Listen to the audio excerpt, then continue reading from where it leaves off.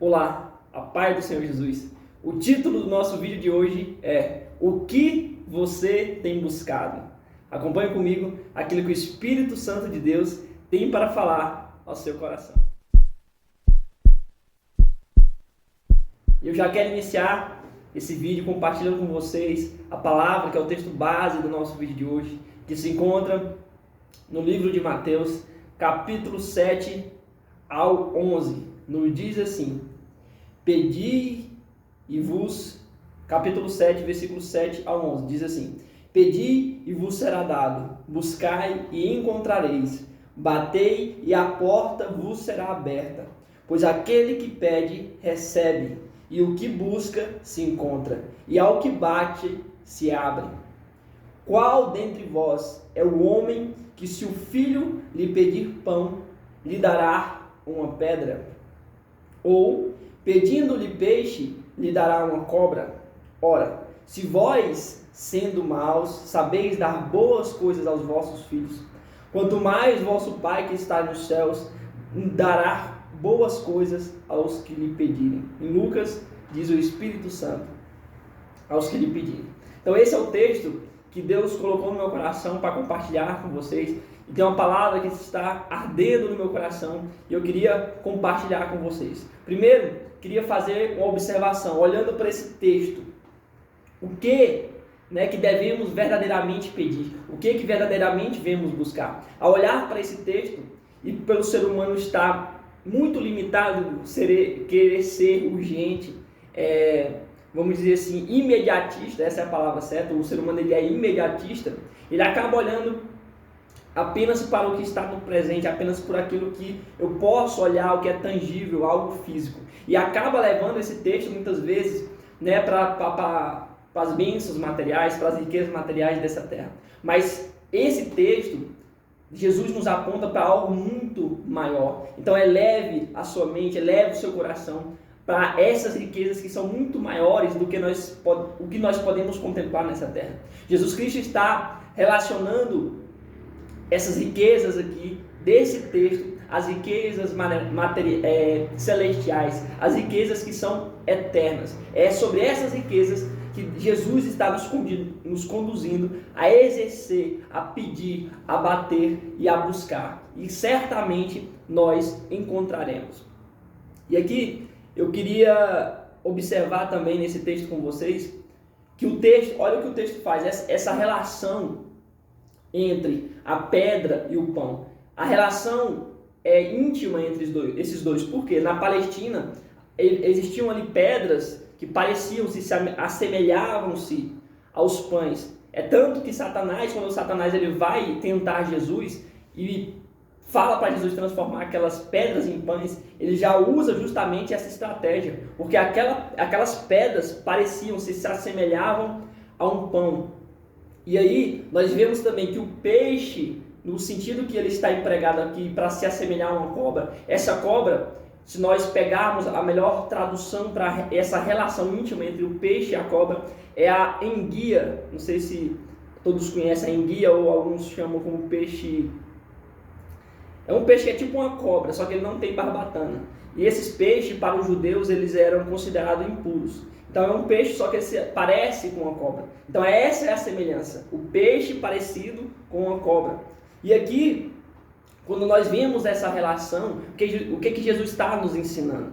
Que Deus, o verdadeiro Pai nosso, Ele não vai dar coisa para nos enganar. Ele não vai nos dar um evangelho de mentira. Ele não vai nos dar uma verdade enganadora, vamos dizer assim. Não é como Satanás que ele leva o ser humano, engana o ser humano com coisas que o ser humano pode até se sentir talvez realizado naquele momento, mas que o final é algo que leva à destruição. Ou seja, ele está enganando, está semelhando a algo que pode parecer bom, mas no final requer talvez a alma dessa pessoa. É isso que Satanás faz. E Deus, totalmente oposto, ele não engana os seus filhos. Ele dá realmente aquilo que é verdadeiro, o verdadeiro evangelho. E aí, nós vemos que Jesus Cristo, quando nos ensina que o nosso Pai, ele dará verdadeiramente coisas boas para nós, porque ele se compara a nós, né, seres humanos, nós sendo maus, pecadores, né, damos coisas boas aos nossos filhos, quanto mais o Pai Celestial, que é perfeito, que é o amor, né, em pessoa, não dará as melhores coisas aos seus filhos. E aqui, a aplicação que Lucas resume no Espírito Santo, que é dono de todas as dádivas, né, espirituais. Aqui nós vemos que quando Mateus fala boas coisas, ele está relacionando aos frutos do Espírito Santo, as riquezas espirituais, a justiça, a misericórdia e diretamente os frutos do Espírito Santo, como o amor, a alegria, a paz, a longanimidade, a benignidade, o autocontrole. Então todos esses frutos são as coisas boas, né, que o Espírito Santo nos traz, as riquezas que verdadeiramente devemos buscar. Dito isso, eu quero compartilhar com vocês 2 pontos que o Espírito Santo de Deus colocou no meu coração sobre esse tema. E essa palavra ela tem ardido no meu coração há algumas semanas. E eu queria compartilhar com vocês. São apenas 2 tópicos, de maneira bem rápida, de maneira bem objetiva. O primeiro ponto é o que não devemos buscar, o que nós não devemos buscar. E o segundo é o que devemos buscar. Em relação ao primeiro ponto, o que não devemos buscar. Você deve já ter ouvido falar essa palavra com certeza. Tiago, capítulo de número 4, nos diz que, versículo 3, pedi e não recebeis, porque pedis mal, para gastar com seus próprios prazeres. Mas eu queria ler com vocês a partir do...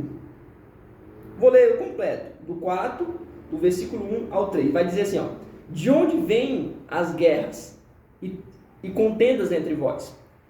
Não vem disto dos prazeres que nos vossos membros guerreiam? Cobiçais, mas nada tendes. Matais e invejais, mas não podeis obter o que desejais. Combateis e guerreais, nada tendes, porque não pedes. Você não tem nada porque vocês não pedem. Invejam o outro, né? E não obtém nada porque não pede. Aí no próximo versículo, olha o que ele diz: pedis e não recebei, porque pedis mal, para gastar em vossos prazeres. Então, quando inveja o outro e não obtém porque não pede, mas na hora que vai pedir ainda pede errado. Pede para os seus próprios desejos, para os seus próprios deleites, para as suas próprias vontades. Irmãos, é algo que não entra na minha cabeça. Pessoas, né, que existe esse tipo de pessoas que faz oração contrária. Isso não entra. Não sei para que oração essas pessoas estão fazendo. Para que Deus elas estão orando. Com certeza não é para o nosso Deus, Criador dos céus e da terra. Porque você pedir algo contra a vida de outra pessoa é algo que não tem lógica. É algo totalmente contraditório a uma vida cristã. E aí nós observamos que quando nós fazemos esse pedido apenas querendo, né, talvez os nossos próprios desejos, desejo egoísta, Deus acaba não ouvindo a nossa oração, porque essa oração é totalmente para nos destruir mesmo. Porque quando o egoísmo, que vai se relacionar diretamente ao orgulho, é o que nos afasta de Deus. Pelo contrário, a humildade vai nos aproximar de Jesus. É isso que eu sempre falo nesse vídeo, nos nossos vídeos aqui. Então, o orgulho, o egoísmo, a ganância, o meu eu, ele me afasta de Deus. Que isso foi o sentimento que houve em Satanás, que ele foi expulso do céu, porque ele queria ser semelhante a Deus, ele queria ser maior que Deus. Então, o orgulho, o egoísmo, só pensa em si. E hoje, infelizmente, estamos caminhando, né, numa geração que a frieza dos corações, a falta de amor tomou conta das pessoas. Então, eu penso apenas em mim, apenas o que é benéfico para mim. Eu não penso no outro. É esse o conceito que nós estamos vivendo da nossa sociedade.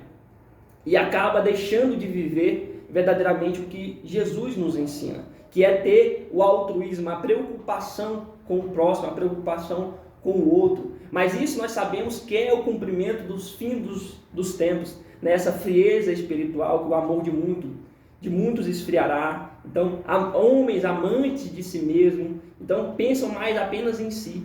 E nós vemos que essa maneira de pedir, essa maneira de buscar é uma maneira errada. E aí Deus, por ser tão amoroso e perfeito, Ele não concede, né, esses pedidos egoístas, esses pedidos que são apenas para benefícios próprios. E aí nós podemos relacionar essa ação de Deus, essa ação do Pai perfeito, a um pai, né, um pai humano com o seu filho. Nós vemos, sempre ouvimos, né, os pais falam que é para o seu filho: meu filho, você tem que estudar, né, desde pequeno e tal, para ter uma vida melhor. E aí, quando essa criança, talvez por não compreender na sua fase ali, adolescente, infantil, que quer mais brincar, por não compreender, né, o que é realmente, o que significa, para que estudar, ela não tem ainda essa maturidade para compreender, ela acaba, às vezes, achando ruim, falando: meu pai é chato, né? Ele não vai gostar daquilo ali. Mas o pai, por saber, por já ter passado por aquela situação, talvez vivendo agora numa condição adulta, sem um emprego estável, sem uma condição financeira boa, falar: cara, se eu tivesse estudado naquela época, né, eu estaria numa situação melhor. Então ele, por viver, ter essa maturidade, ele sabe o que é melhor, né, para o seu filho, porque ele já passou por aquela situação. E ele sabe que o melhor, talvez, a se fazer é estudar para mudar de vida.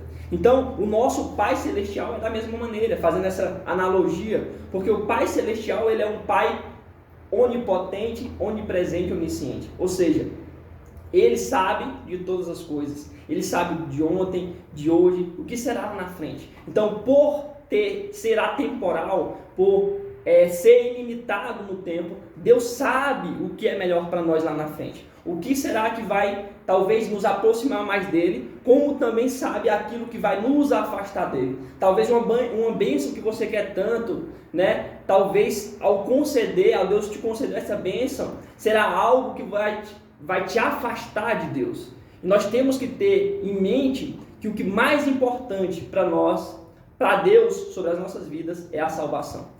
Eu tenho certeza absoluta, porque Deus, Ele quer sim que nós possamos viver toda a eternidade com Ele. Então é a salvação da nossa alma que é mais importante para Deus. E às vezes, por um curto período de tempo, a nossa vida em relação à eternidade, talvez nós podemos passar por algum momento de dificuldade que vai nos aproximar de Deus. E talvez, se Deus só te dá benção, você vai esquecer de Deus, vai se sentir, né, autossuficiente, vai se sentir que não precisa mais de Deus, que sua vida está tudo bem. Então acaba se distanciando de Deus, sendo que não é isso que Deus quer. Deus quer proximidade conosco, Deus quer um relacionamento de intimidade conosco e principalmente a salvação da nossa alma.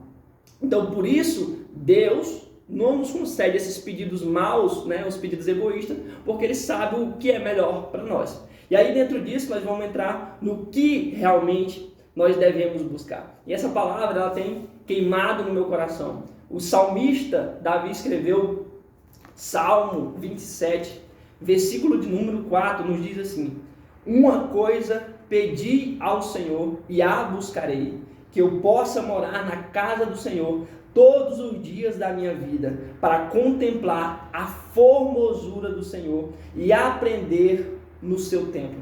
Que palavra maravilhosa!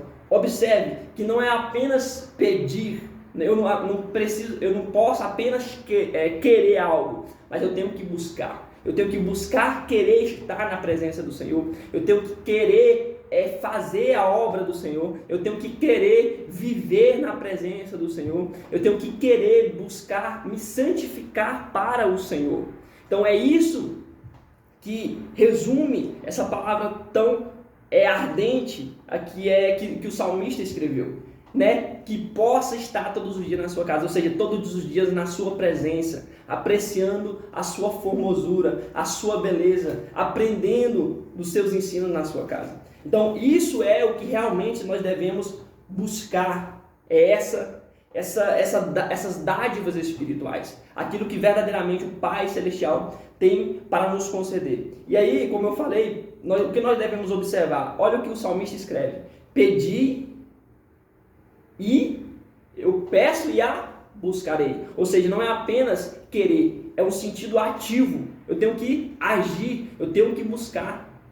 Talvez você possa estar passando por um vale espiritual, por uma morte espiritual na sua vida, sem vontade de ir para a igreja, sem vontade de ler a palavra de Deus, sem vontade de jejuar, então sem vontade de fazer a obra de Deus. Mas você não basta querer sair dessa situação. Você tem que buscar. Não tá tendo vontade de ler a Bíblia? Busca ler, faz o esforço de ler a Bíblia. Vai, se não está indo para a igreja com frequência, busca ir para a igreja de Deus com frequência. Se não parou de jejuar, busca jejuar. Então isso são esforços que nós devemos fazer. As pessoas que realmente queimam no coração, que quer mais de Deus, porque nós sabemos que há uma luta interna, é uma militância, é uma guerra dentro de nós, entre a carne e o espírito. Então quem você alimentar mais vai prevalecer. Então aqueles que realmente querem fazer a vontade de Deus vão buscar alimentar o espírito, para que a carne possa morrer. Porque a palavra de Deus nos diz que eu não vivo mais, mas Cristo vive em mim. Então, se Cristo vive em mim, eu tenho que buscar fazer a vontade de Cristo. Eu tenho que buscar fazer a vontade de Deus. E a vontade de Deus é para que possamos nos apartar de todo o pecado, de toda a impureza, de tudo aquilo que desagrada ao Senhor. E é fácil? Não é fácil. Não é fácil porque está dentro de nós. O pecado está dentro de nós. Então, é necessário se humilhar, é necessário se render aos pés do Senhor e pedir força para vencer essa situação de frieza espiritual, de fraqueza espiritual. E eu falo isso para vocês por quê? Porque é o que acontece comigo, é o que aconteceu comigo antes de eu conhecer Jesus. Quando eu me converti verdadeiramente, quando eu conheci Jesus verdadeiramente, porque eu via as pessoas, ao ouvir a palavra de Deus chorando, né? Falar de Jesus, falar da cruz chorando, eu falo, o que está acontecendo? Então eu não sinto isso, então eu fui o que? Buscar. Eu não apenas queria sentir aquilo, mas eu fui buscar. Essa é a chave. Você não basta querer, você tem que buscar conhecer. Então eu busquei conhecer Jesus. E pela sua misericórdia, Jesus Cristo me alcançou. Revelou o mistério da sua glória. Revelou o mistério da cruz. E hoje eu posso engrandecer o nome do Senhor, que verdadeiramente fui alcançado pelo seu amor. E não quero sair desse lugar. Quero buscar, pedir e buscar estar todos os dias da minha vida na casa do Senhor, apreciando a sua formosura. Então nós devemos, além de querer, além de pedir, nós devemos que agir, buscar fazer a vontade de Deus. Se você ainda que não conhece a Jesus, porque não tem como conhecer Jesus e permanecer o mesmo. É um amor que nos constrange. Eu falo, é um amor que nos constrange. Você não tem como permanecer o mesmo, porque é um amor tão grande que você fala, eu tenho que fazer alguma coisa, não posso aceitar essa situação do pecado dominar a minha vida. Eu tenho que fazer alguma coisa, porque esse amor ele me constrange à mudança, ele me constrange a fazer a vontade de Deus. É um amor tão grande, é um amor que nos alcança mesmo sem nós merecermos. E esse amor nos impulsiona a fazer a vontade de Deus. E que eu espero que esse vídeo, essa palavra tenha falado ao seu coração. Então grave no seu coração, na sua mente, na tábua do seu coração. Não basta querer, não basta pedir. Nós temos que buscar fazer a vontade de Deus, buscar as riquezas do reino de Deus. Tendo a certeza que o nosso Pai Celestial, o nosso Pai perfeito, irá conceder tudo aquilo que nós pedirmos a Ele. E que a graça e o amor de nosso Senhor e Salvador Jesus Cristo seja na minha e na sua vida. Amém.